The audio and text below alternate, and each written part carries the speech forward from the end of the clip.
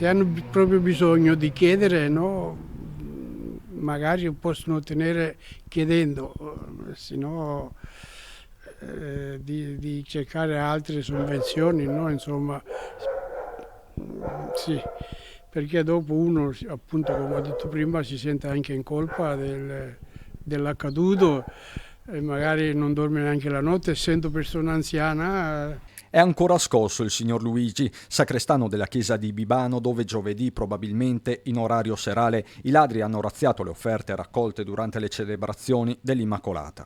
Diciamo che sui 1.300 € hanno trovato abbastanza stavolta.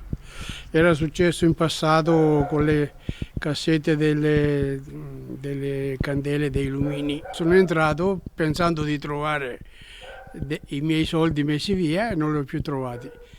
Non ho visto forzature, non ho visto niente, però i soldi non c'erano. Quasi sicuramente c'è la stessa mano dietro al furto nell'altra chiesa parrocchiale, quella di Pianzano, alle cui porte anche in mattinata campeggiava il cartello, davvero inusuale per un edificio di culto, chiesa chiusa causa furti. Don Celestino, il parroco che vive nella vicina Godega, ha sporto denuncia per entrambi gli episodi in caserma dai carabinieri. Furti in chiesa che con le festività solitamente aumentano e i patimenti sono gli stessi di quelli in casa.